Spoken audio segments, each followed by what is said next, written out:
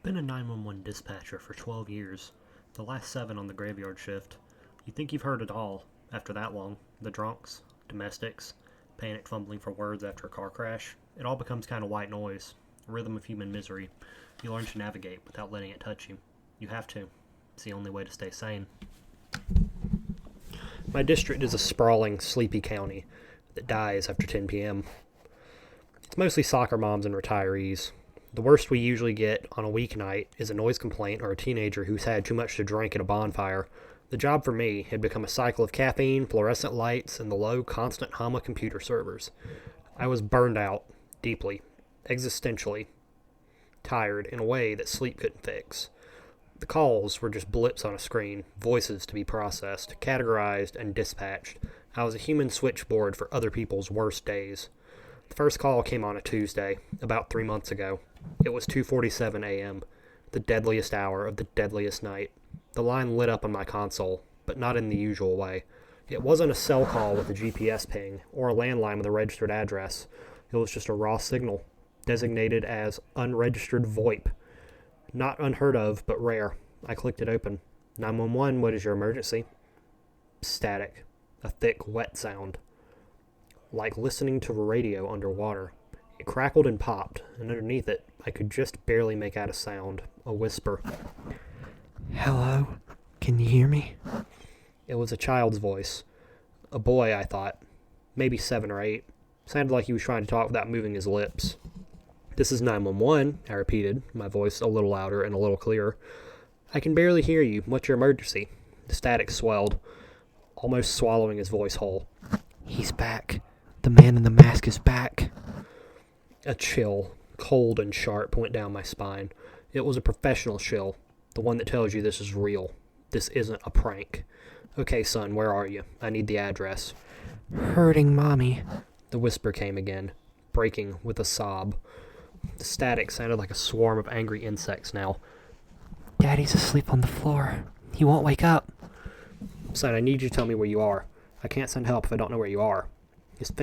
My fingers were flying across the keyboard, trying to get a trace, but the system was kicking back errors. No location data, no subscriber info, nothing. The old house, he whispered, his voice fading. At the end of the road, please. Then the line went dead. Not a click, not a hang-up, it just ceased to exist. One moment it was there, a line of static and terror. The next it was just a dead channel. Even without an address, the old house at the end of the road was enough. Out on the western edge of the county, there's a long, unpaved road that just sort of peters out into the woods, and at the end of it, there's one house. A big derelict Victorian thing that's been empty for as long as anyone can remember. It was a local legend, the kind of place kids dared each other to spend the night in. I dispatched a patrol car, my senior officer, guy who's been in the force since before I was born. Came back over the radio about 15 minutes later. His voice was flat, laced with kind of annoyance reserved for rookies and time wasters. Dispatch, car 12 here, the property's secure. No sign of forced entry. Place is boarded up tighter than a drum. Nobody here. Hadn't been in 50 years by the looks of it. 10-4, car 12, I said, my own car betraying none of my confusion. Are you sure? The caller was a child. It said his family was being attacked. There was a sigh over the radio. Listen, the dust on the porch is an inch thick. The boards on the window are gray and rotted. If someone's in there, they're a ghost. We're clearing the call. Tell whoever's playing games to quit it. I logged it as unfounded and tried to put it out of my mind. A prank. Sophisticated one, maybe. Using some kind of voice changer and a VoIP spoofer. Kids these days. I was too tired to care. Week later, at 2:47 a.m., the same line lit up. The same static. Same terrified whispering voice. He's in the house. I can hear him walking. This time I felt a knot of ice form in my stomach. Son, is this the same caller from last week? A choked sob. He has the mask on, the one with the scary smile. Mommy's screaming. Faintly, through the storm of static, I thought I could hear it. A woman's scream, high and thin and distorted, like a sound being played backwards. I'm sending help, I said, my voice tight. Stay on the line with me. Can you hide? In the closet, he whispered. He's coming up the stairs. I can hear his feet. The line went dead. I dispatched 2 cars, and this time I told them it was a repeat call, probably a hostage situation. I didn't want him to be complacent. I took it seriously. They set up a perimeter, used the bullhorn. They even broke down the front door. The result was the same, an empty house. thick, undisturbed layers of dust on every surface, rotted floorboards, peeling wallpaper, and the smell of decay and forgotten things. No footprints, no child, no man in a mask, no sign that a human had ever set foot in this house in decades. My supervisor pulled me aside the next morning. He's a large, patient man who has the weary look of someone who's seen it all twice. He told me to drop it. It's a glitch, he said, not meeting my eye. Some kind of cross-chatter from another jurisdiction or a recurring electronic echo. Don't waste county resources on it. If that call comes in again, log it and move on. But I couldn't. The boy's voice was too real. The terror in it was primal. You can't fake that. Not even the best actor in the world can fake the sound of a child who thinks his mother is being murdered. The calls kept coming every Tuesday like clockwork at 2:47 a.m. Each call was a slightly different piece of the same horrible puzzle. He's hurting Daddy now. So much red. Mommy stopped screaming. He's looking for me. I can hear him opening doors. Every time I sent a car. Every time the result was the same. Cops got angrier. I was the boy who cried wolf. My supervisor even gave me a formal warning. My colleagues started looking at me funny, whispering when I walked by. They thought I was cracking up. Maybe I was. Started losing sleep. On my nights off, I'd find myself staring at the clock, my heart pounding as 2:47 approached. The silence was somehow worse than the calls. I became obsessed. During the day, instead of sleeping, I went on the county resource office. I needed to know who owned that house. The paper trail was a mess. It had been sold and resold, owned by banks and holding companies. But I kept digging backwards, through dusty ledgers and brittle property deeds. Finally, I found it. The last family that actually lived there. A deed from '68. A nice, happy family with a mom, dad, and 2 kids. A boy and a girl. That wasn't enough. Started spending my days in the basement, scrolling through decades of local newspapers on a squeaky, ancient microfiche reader. The stale, papery smell of the archives filled my lungs. I was looking for anything related to that house, for that family. For weeks I found nothing, just property tax notices and student honor rolls. Then I found it. An article from a cold summer night, or autumn day, in 1975. The headline was stark. Local family slain in apparent home invasion. My blood ran cold. I zoomed in on it. My hands trembling as I adjusted the focus knob. The picture was grainy, black and white. It was the house. Same steep gables, same wide porch. Police cars were parked haphazardly on the overgrown lawn. I read the article, my heart hammering against my ribs. A husband, wife, and their 10-year-old daughter found dead in their home. The cause of death was extensive. The article was vague, using phrases like brutal forced trauma. The police report mentioned a possible intruder, a figure a neighbor had seen fleeing into the woods, described only as a tall man wearing some kind of pale, expressionless mask. But the last paragraph is what made me stop breathing. The family's 8-year-old son remains missing. Police found evidence he was hiding in an upstairs closet during the attack, but the boy has not been found. A statewide search is underway. Authorities have not ruled out the possibility that he was abducted by the assailant. The crime was never solved. The masked man was never found, and the little boy was never seen again. I sat back in my chair, the library basement suddenly feeling like a tomb. The static, the whispers, the closet, the man in the mask. It was no prank, nor was it a glitch. Was I listening to a ghost? The next day at work, I felt broken. I walked into the dispatch center like a zombie. The hum of the server sounded like a funeral dirge.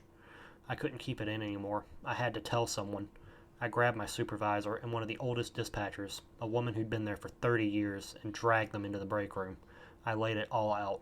The calls, the timing, the empty house, the article. I showed them the copy I even printed out. The grainy picture of the house, the headline.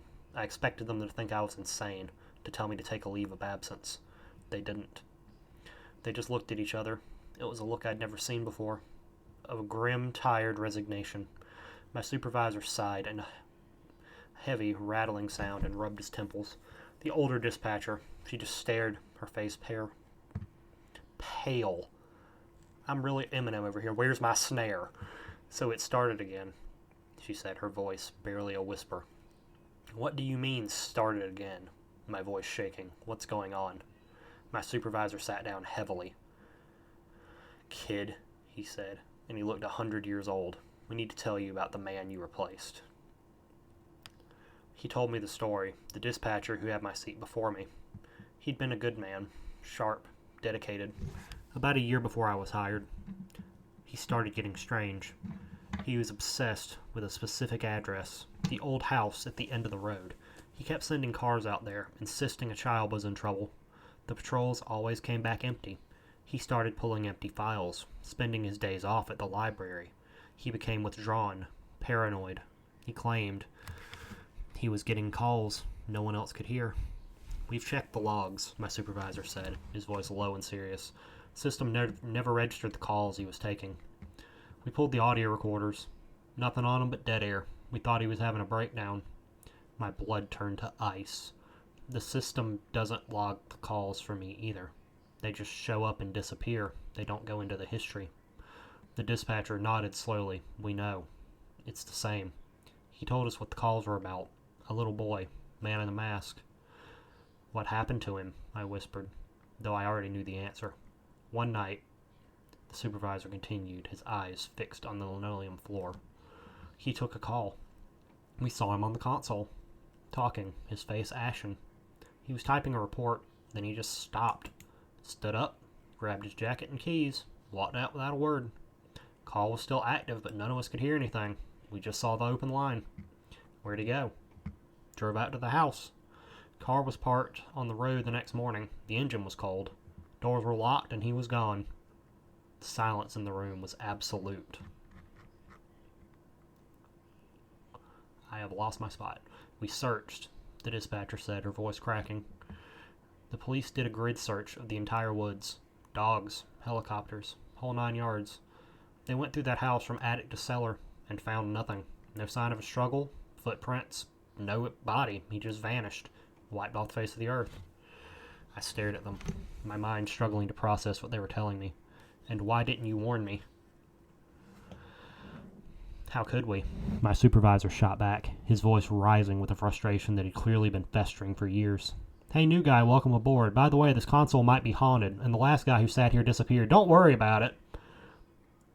You'd have thought we were crazy. We thought he was crazy. He came in here today with that damn story." He leaned forward, his eyes locking into mine. "This is what you're going to do. Next time that line rings, you don't answer it. If you answer it by mistake, you hang up. You don't talk to him. You don't engage. Terminate the call and clear the line. That is an order. Do you understand?" For the next few weeks, I was a ghost. I did my job on autopilot. Every sound, every flicker on the screen made me jump. I dreaded Tuesday nights. I drank so much coffee I could feel my heart rattling in my chest, just to stay sharp, vigilant. I thought about quitting, just walking out and never come back, but where would I go? Then last night, it happened.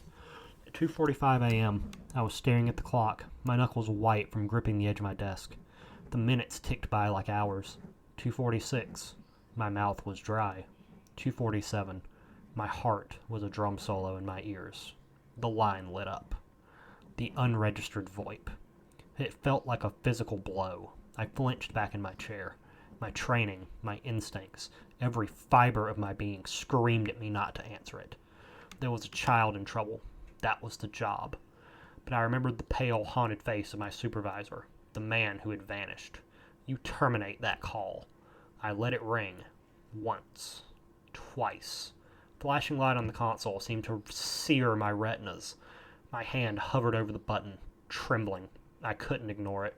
I had to answer. I had to. 911, The static was a roar, louder than it had ever been. It was a physical presence in my ear, a wall of noise. And through it, the boy's voice came, not whispering this time, but screaming. It was the raw, ragged sound of pure agony and terror. He's got me, please. He's taking me, please, sir. Don't let him take me, please, help me." The sound ripped through my professional detachment and tore right into my soul. This was it, the climax. The moment the boy was taken, replaying for all eternity. My hand flew to the keyboard to dispatch a car, a purely instinctive action born of years of training. But I stopped. My finger froze over the key. He's gone. It's already happened. This isn't real. The boy was sobbing now. His screams turned into choke gasping pleas. "Please, you promised. You said you'd send help. Don't leave me." I felt tears welling up in my eyes. I was a 911 dispatcher. My job was to send help. and all I was going to do was sit here and listen to a child be abducted and murdered. I'm sorry, I whispered, my voice thick. I'm so, so sorry. I reached for the terminate button on my screen. My finger was a millimeter from the glass. This is it. I'm choosing to save myself. I'm choosing to let him go. And then the screaming stopped. It wasn't a fade out. It was an abrupt cut, as if the switch had been flipped. The roar of the static dropped to a low, sinister hum. The line was open. Silence. My heart was in my throat. Did I do it? Then a new sound came through the headset. It wasn't the boy.